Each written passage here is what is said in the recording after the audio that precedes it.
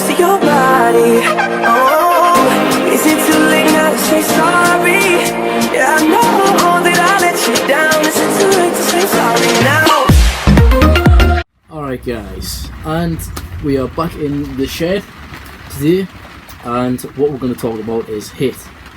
Now if you don't know what HIIT is, for a start, HIIT is a high intensity workout, or because it's called HIIT with two T's, what am I talking about? Two I's, it's called high intensity interval training. Okay, so that's HIIT. And if you've never heard of this before, that's because you don't train HIIT. It's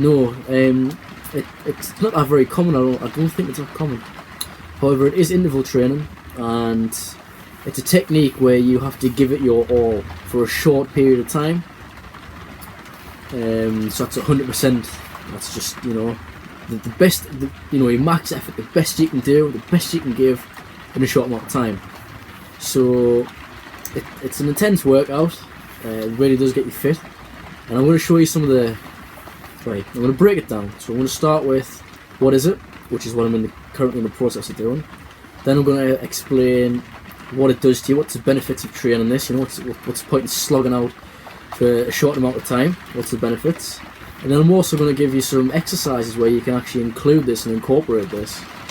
Okay, so yeah, it's the type of training where it keeps your heart rate up, but it burns more fat in less time. Okay, so a high intensity workout gives your body what it needs in terms of oxygen and effort. Okay, so it makes you really, gasping for air. And in the process of doing that, it basically it helps you to. I'm lost for words today. It basically helps your body to recover faster. And there's also a little thing that's known as the afterburn effect, and this is referred to as, I will get it, excess post exercise oxygen, okay, or EPOC, okay. And it means that when you train, the afterburn effect is when you train really hard, and it helps you to burn more fat, and it helps your calories and everything else. It helps your metabolism as well, which I'll be getting into a little bit later. So that's a little bit of an overall, what is it and why should we be doing it? Okay, so that's why. It's very high intense exercise, and it helps you to lose fat, and it helps you to burn more calories as well in a less amount of time, because you are going full pace. So say for example, you could be doing 30 seconds, like say on an exercise bike, you could be doing 30 seconds, just absolutely smashing that bike for 30 seconds, and then you come off for 15 seconds. So, you back it off for 15 seconds, and then you go again for 30 seconds. However, you would want to be doing, say, 15 seconds full pelt, just absolutely slogging it for 15 seconds, and a 30-second rest. But the more conditioned you become, and the fitter you become at training this, the better it will be, and the more you can sort of play around with it and sort it out how you like it. Okay, so what's up first is an increase in your metabolism. So this will basically, it will combine high intensity with interval training, and it results in the EPOC, which I was talking about just before, which speeds up your metabolic rate. So EPOC is just refer to the afterburn effect, okay, because that is what it is. And basically, it translates into your metabolism, okay, if you do this afterburn effect, and it will continue to burn calories for up to 48 hours after you've completed the routine of HIIT. Okay, so if you weren't interested, or you were like, what's HIIT? Why should I be slogging out for 15 seconds, 30 seconds, a minute? This is why. Okay, that's one reason why. Because it helps to boost your metabolism, and your metabolism can help you to burn fat and calories. Okay, so another reason why you would want to do HIIT for, if that wasn't a good enough reason, is because it's quick and convenient. Okay, so you can do it anywhere, and when I say quick and convenient, like literally you could do, say, 50 press-ups outside, and then, like 10 seconds rest, and then do another 50, that type of thing. So I'll be getting into some exercises you can include this in. I mean, it's not everything, but in terms of home workouts and sort of, that's the whole direction I'm going in right this second. You know, because I want everyone to be able to do at least some sort of exercise, because that's the whole point. You know, and I feel like everyone's missing out if we don't. So yeah, it's quick and convenient, and like I say, a little bit later on, I will be not demonstrating, but I'll be hinting out some exercises for you to take part in to do this. So you could maybe even make a circuit, for example, or when you go to do your workout at home, you can include that. Okay. And another one is because there's no equipment needed. You don't need any equipment. Now, like I said before, you just go outside and do 50 press-ups, and then have, like, say 30 seconds no press-ups, and then straight back into 50, and another 30 seconds off, and another 50. You know, that type of thing. Okay, so it's a full body workout, or essentially it can be a full body workout.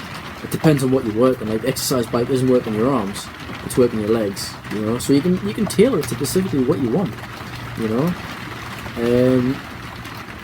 But it's best to have between 30 and a minute of rest, 30 seconds to a minute's rest. Alright, but like I say, you can play about with that. But if you're unconditioned, I would say you want to be doing, say, 15 to 30 seconds, like really, really hammering it, and then maybe a minute off. And until you actually, like, until your body's sort of used to it, until you're used to it yourself. Because if you're doing, say, 5 to 10 minutes a hit, that's really, really gonna do you in.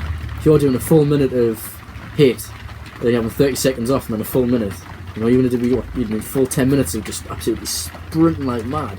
You're gonna be absolutely knackered. So, you know, pace yourself. You know, don't be too overconfident, but yet don't be too underconfident either. So you don't want to push yourself out your comfort zone straight away. But you also want to be at a place in between. So you don't want it to be too easy, you don't want it to be too hard. You know, it's like anything. It's like any exercise.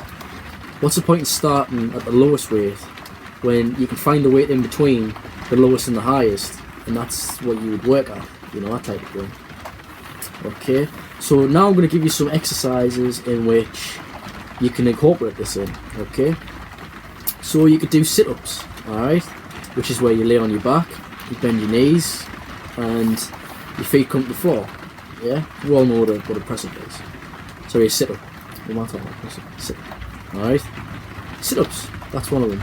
And I'll be leaving the teaching points in the description, or I might even put them at the end of this video for these different exercises. In fact, yeah, I'll put them at the end of the video, so you can pause it and you could look at them. Yeah, that sounds more logical to me. Alright, so sit-ups, that's another one, 50 sit-ups. Alright, another one, this could be, say, 40 squats. You know, we all know what a squat is, so that's another one you can incorporate, a squat. And also there is press-ups or push-ups. Now, as far as I know, the difference between a press-up and a push-up is a push-up is the American way of saying press-up. That's as far as I know. Which I know they do sound a little bit different, but like I say, that's as far as I know. Unless you know anything else, drop a comment or whatever, because that is actually it's quite one that I want to know actually. You know, it's just interesting, you know, little things like that.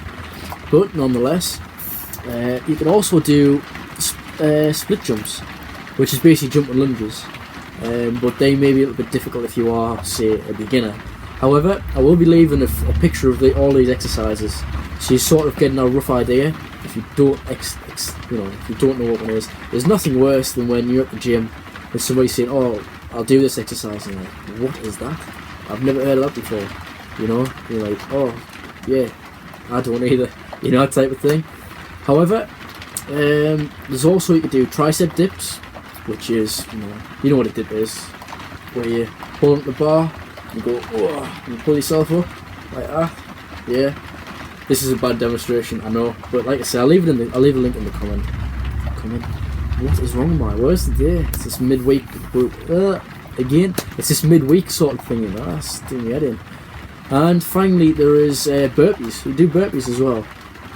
Alright, so that's everything covered for you today. What is HIIT? What are the benefits? And exercise to use that with. So I hope you've enjoyed the video, and I do really hope you've learned something, and that you can even incorporate this into the exercise, you know.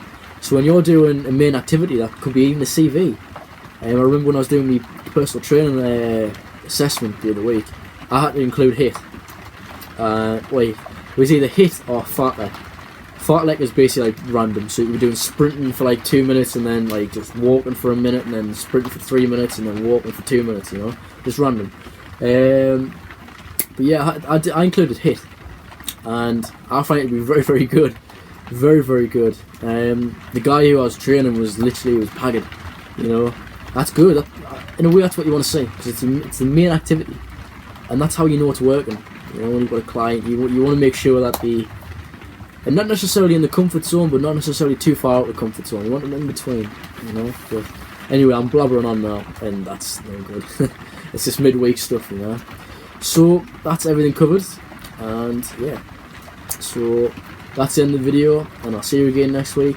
And next week, hopefully, I'm going to be including squats, because there's not been a how-to for a while, and yeah, it's not just going to be me sitting there or me standing there telling you what to do and why to do it for. I'm going to get involved, and I'm going to do how to do squats next week.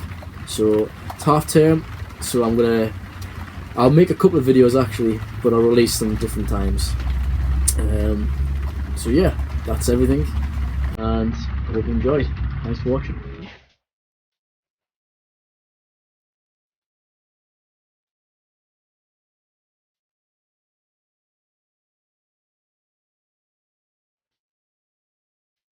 Struggle.